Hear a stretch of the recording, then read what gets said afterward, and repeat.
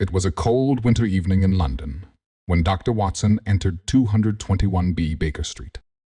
The familiar sight of Sherlock Holmes sitting in his armchair, deep in thought, greeted him. Smoke from his pipe filled the room. "Ah, Watson, you've arrived just in time," Holmes said, without opening his eyes. "We have a most interesting case." "What is it this time, Holmes?" Watson asked, taking off his coat. "The disappearance of Lady Margaret's diamond necklace. But what makes it particularly fascinating is that the necklace was locked in a safe, and there are no signs of forced entry. Lady Margaret Henderson was one of London's wealthiest widows. Her diamond necklace, worth £50,000, had vanished from her safe 2 nights ago. The police were baffled. The servants, Watson suggested, all thoroughly investigated. None had access to the safe combination.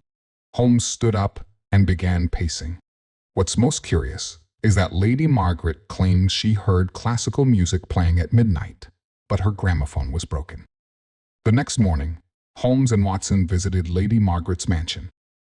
The safe was hidden behind a painting in her bedroom. Holmes examined it carefully, his magnifying glass moving over every inch.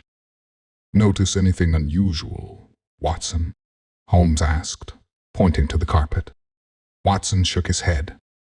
"Just some slight wear near the safe."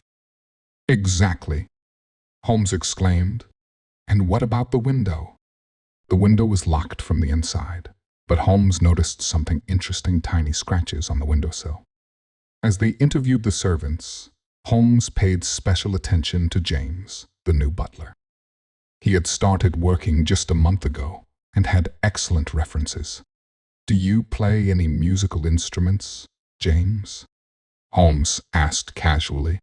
"No, sir," James replied nervously. "But my brother is a violinist." Holmes smiled knowingly. That evening, he gathered everyone in Lady Margaret's drawing room. "The case is solved," he announced. "Our culprit is none other than James, or should I say, Thomas Wilson, the famous cat burglar." James turned pale but didn't move. "You see," Holmes continued, "Thomas is known for playing classical music during his robberies, his signature. He posed as a butler to study the house. The scratches on the windowsill were made by his special tool for opening windows from the outside. The worn carpet shows he practiced opening the safe at night, listening to the clicks until he got the combination right. But the window was locked," Lady Margaret protested. "Yes, because he locked it again after entering. The music was played to cover the sound of the safe being opened. Quite clever, really." James suddenly bolted for the door, but Inspector Lestrade and his men were waiting outside. They found the diamond necklace hidden in a hollow book in James's room. "Brilliant, Holmes," Watson exclaimed. "But how did you know he was Thomas Wilson?" "Simple, my dear Watson." His nervous reaction to the music question. Plus, I recognized his unique way of holding his right hand, a trait mentioned in previous case files. The final proof was his brother, the violinist. Thomas Wilson's brother is indeed a violinist in Vienna. Later that evening, back at Baker Street, Holmes played his violin while Watson wrote in his journal.